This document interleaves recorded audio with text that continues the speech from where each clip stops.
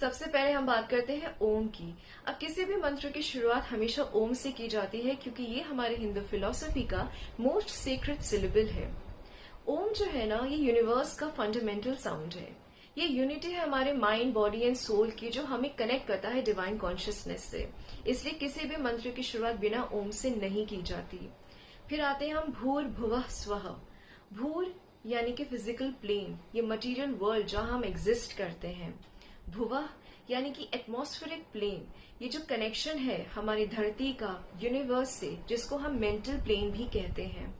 स्वः यानी कि हमारा सेलेस्टियल प्लेन, हमारा हेवन, हमारा स्पिरिचुअल रियम जो हमें कनेक्ट करता है। तो ये जो ट्रिनिटी है ना, ये एक इंटरकनेक्शन है हमारा physical, mental and spiritual dimension हमारी जिंदगी का। तत्सवितुर वरेण्यम। तत् यानी कि दैट सुप्रीम बीइंग, वो डिवाइन रियलिटी। सवितुर द सन, फिजिकल सन नहीं बल्कि वो कॉस्मिक कॉन्शियसनेस जो एक्चुअली इस एग्जिस्टेंस को इल्यूमिनेट करती है।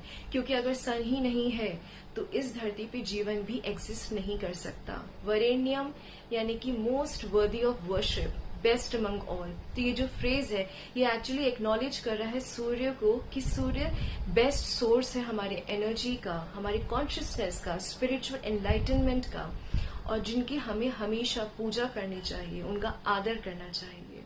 इसके बाद हम आते हैं अपने चौथे वर्स पे। भर्गो देवस्य धीमहि। भर्गो यानी कि हमारी डिवाइन रेडियंस, वो लाइट जो हमारे अंदर से इग्नोरेंस को, नेगेटिविटी को रिमूव करती है। देवस्य यानी कि वो देव, वो डीटी, वो सुप्रीम पावर।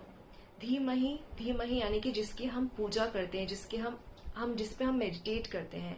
तो ये जो पूरा फ्रेज है ये एक्चुअली बताता है उस लाइट को मेडिटेट करो जो आपके अंदर से इग्नोरेंस को रिमूव करे, आपके अंदर से नेगेटिविटी को रिमूव करे और आपके सोल को, आपके कॉन्शियसनेस को प्योरिफाई करे।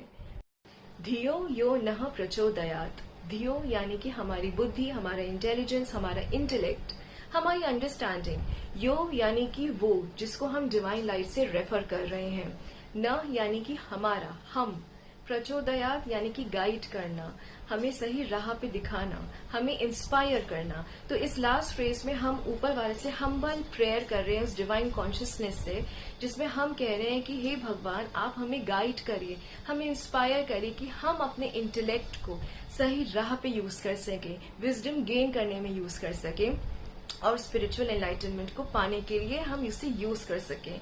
तो ये इस पूरे मंत्र का मीनिंग था।